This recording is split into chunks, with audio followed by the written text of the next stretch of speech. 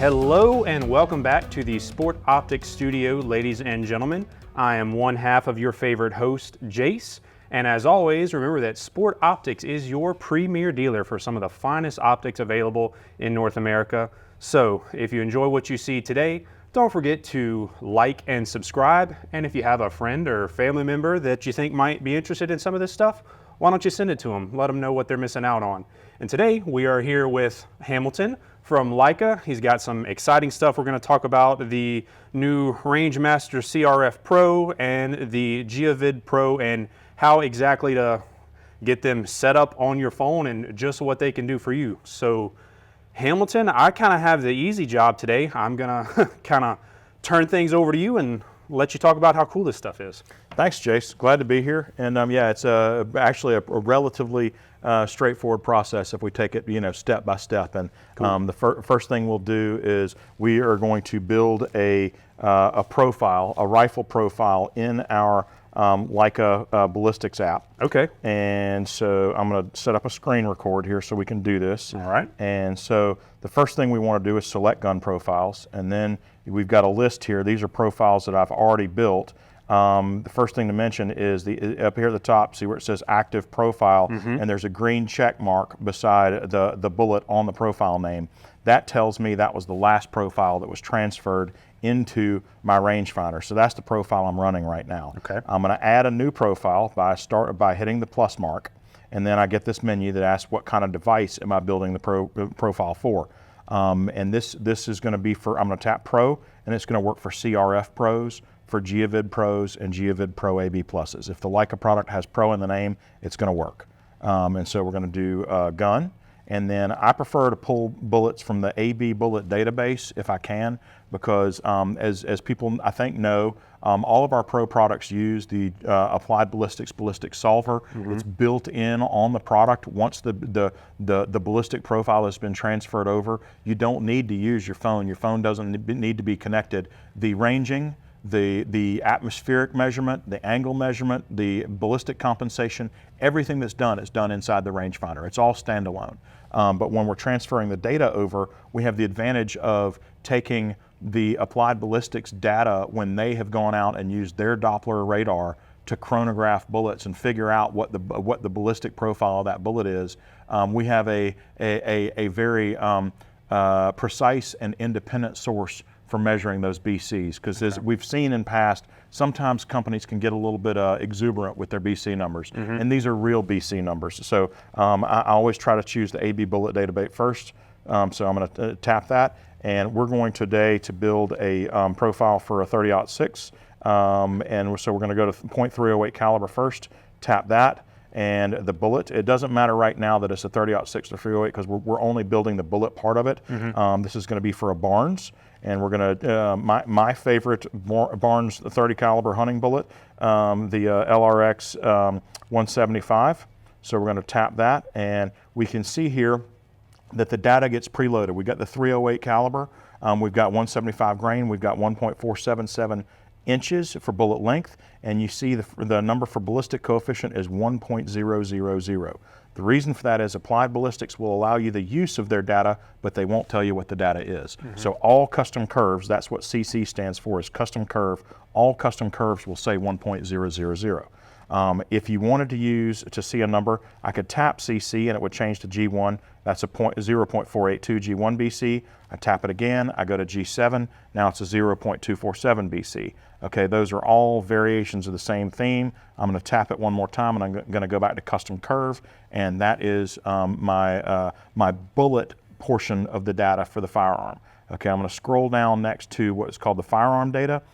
First thing is, what's my correction value? For this gun, I've got an MOA based scope, and so I'm going to tap the mils, and I'm going to choose MOA, not quarter MOA clicks. The reason for this is, if I choose quarter MOA clicks, the ballistics are going to tell me dial 41 quarter MOA clicks rather than dial 10 1/4 MOA. Okay. Who wants to count 41 individual clicks? Nobody, right? Yep. So I'm going to tap MOA, and from this point on, my system will give me MOA corrections to the 10th MOA. Okay. So cool. If it's 10.2, round up to 10 1/4. If it's 10.4, round up to 10 1/2. because whichever it's closer. There's just not 2 decimal points there. Okay, it's going to guess that my twist rate of my barrel, being that it's a 30 caliber barrel, is a 11 1/4 inch twist rate. That is correct for me. If it were not correct, I could tap it, and that's going to highlight the number. I hit the backspace and say it's an 11 inch. Okay, I just would type in 11.00, and I'd move on to the next one. My zero range is 100 yards. Zero height. What this question is asking is, a lot of people will say, oh, I'm zeroed at 100 yards, but they don't tell you, but I'm zeroed to be an inch high at 100 yards. So my bullets are impacting one inch high at 100 yards. If you're dead on zero, you leave your zero height at 0. If you're an inch high at 100 yards, you would tap it, and you'd back it up, and you'd go to 1.0 for 1 inch high. Zero offset would be for windage offset, say, for long range shooting. Some people like to build in, say, a correction for spindrift, and so they might be offset an MOA to the left to account for right spindrift. Okay. So if you were doing that, you could do that here. Sight height for most rifles is going to be somewhere between 1.7 and 2.5 inches. This rifle, I've got a 56 millimeter objective lens on the scope, so I'm going to go to 2 inches. Muzzle velocity, let me go back up here. That's a 2,700 foot per second muzzle velocity with that cartridge and that rifle. So I have built the ballistics profile. I can choose sight-in conditions enabled or not enabled. The question here is, if I don't enable them, all I'm doing is not accounting for the atmospheric conditions at the time of sight-in, but I want to account for that. Why not? So I'm going to tap yes. And when I sighted in, I recorded the temperature at the range was 80 degrees Fahrenheit. So I'm going to put that in. And where I was at sea level. So my station pressure, and this is asking for station pressure, not barometric pressure. So, and I need to know the difference for that. Get that data from your pro. Your pro, if you hit the programming button 3 times in quick succession, bump, bump, bump, it'll tell you, okay, the angle of incline to the target is 4 degrees. The next data point will be temperature, it's 80 degrees Fahrenheit. The next data point will be your station pressure in inches of mercury. It might say 29.92, or it might say 24.5 if you're at 6,000 feet of elevation. Because about every 1,000 feet of elevation you go, you drop an inch in mercury, an inch in pressure. So I was at sea level, I'm going to leave it at 29.92 inches. If I were at some other value, I take that data from either the CRF Pro or a Geovid Pro and input it here. I'm going to leave it here. So the last thing is sight scale factor. What is sight scale factor? That is the ability to correct for error in your scope's dialing. So if you dial 10 mils or 10 MOA and you expect to get obviously 10 MOA of correction, but what happens if you do a tall target test and you shoot a group, you dial 30 MOA of correction, and when you shoot again, you don't get 30 MOA of correction, but you actually get 31 MOA of correction. Okay, that's telling you that your scope turrets are a little bit inaccurate, and you can correct for that. So you dial, you get that 31 MOA of correction, you divide 31 by 30, that will be a 1 point something number. That's the number you put in here for your sight scale factor. Wow. Okay. Okay. So that's what we're doing here by putting in sight-in conditions and sight scale factor. We're eliminating possibilities for error. So the more of that stuff you can put in, the better, but you don't have to. Everything we're doing right now is part of the Applied Ballistics Elite ballistics system, which is a $150 upgrade in a CRF Pro or a Geovid Pro, comes standard on the Geovid Pro AB Pluses.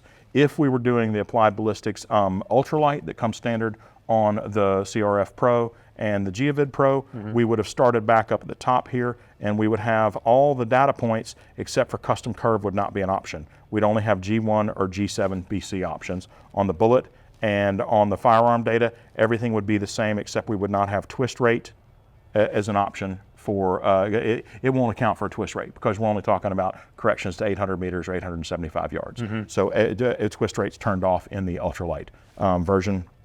And then you would not have things like sight scale factor. Okay, so it's just a simpler setup. But anyway, all of that stuff has been inputted now, and so we have created a profile, and calibrate muzzle velocity. You would use that if you didn't have a chronograph and you didn't know what your bullet speed out of your rifle is, and that's what you want to know. And to use the calibrate muzzle velocity, or CalMV as it's called, function, what you have to do is you zero your rifle at whatever your distance is, say 100 yards, and then it's going to tell you 2 distances that you got a window. You want to find a target between 790 for this bullet. It's going to be customized to the bullet. 790 and 874 yards. I will tell the system what the actual range is, and I'm going to shoot, and I'm going to record my drop for that distance. Okay. And then I'll do it again for a second, much farther target, somewhere in the 1282 distance range. And this is, I believe, the greater sign, so just beyond 1282, but not far beyond it. So we would say maybe it was at 1300 yards, and we had whatever the correction for the drop was, that was the actual recorded correct drop in the field. We'd put that in here, and then the ballistic system is going to figure out what our actual velocity is. So we could take that value and put it in for velocity on the gun profile. Okay, so cool. Basically it's a way to chronograph your gun without a chronograph, by recording your drops. That's pretty awesome. Okay, so we'll close that out, but that is an explanation of how to build a profile. Oh, you can change your profile name by tapping, like up here I've got profile 8.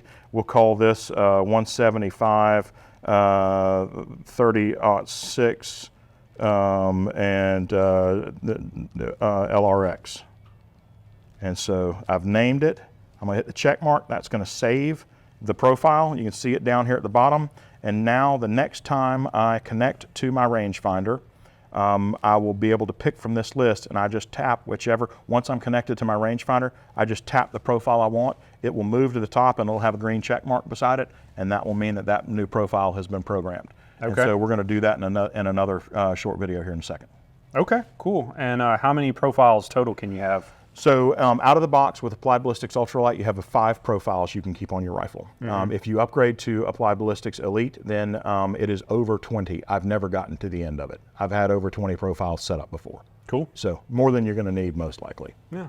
Okay. Well, we know that Leica's kind of been a pioneer in this type of technology for a while now, at least since I've been in the industry, and I've been in for quite a little bit now. And I've seen the different iterations as time has went on, and y'all have just made continuous improvements and made things better and simpler. And now it sounds like with this system, y'all have made it, for lack of a better term, basically idiot proof. You have it as so much information you can put in it and use to your advantage, but also it's a obviously there's always going to be a little bit of a learning curve, but it seems like it's a relatively straightforward process. Gotcha. It really is. It's funny. I'm the guy that gets all the help me calls. Okay. For whenever somebody can't figure out a rangefinder, and I've been always the guy that got those calls for all of our products, and I can tell you that the pro products are so much more capable, yet so much more intuitive and easy to program for our customers than any product we've offered before. It's like a light bulb moment is what it's been for us. I get fewer calls and less customer frustration and more capability with these products. And really what it boils down to is our earlier products were great, but they were designed by German engineers. Mm-hmm. And the pro products with the UI, UX, the user experience, that was all designed by American shooters for American shooters through Applied Ballistics. And so the system works the way we think it ought to work. Mm-hmm. And so it's just more intuitive because of that. Yeah, we know Applied Ballistics has been around for a while, and they do some absolutely fantastic work. So pretty cool that all that information is packed into these units. And I know I'm pretty excited myself to get a little time behind them and play with them myself. Thank you.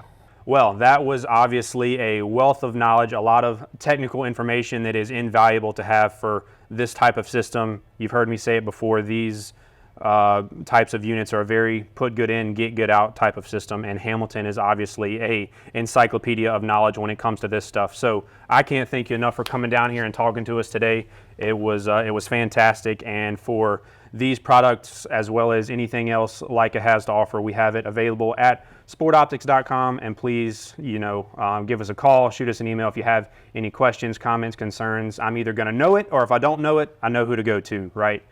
So again, thanks for being here. Don't forget to like, share, subscribe, all that fun stuff. It helps us out a ton, and we'll see you on the next one. God bless. Thanks so much.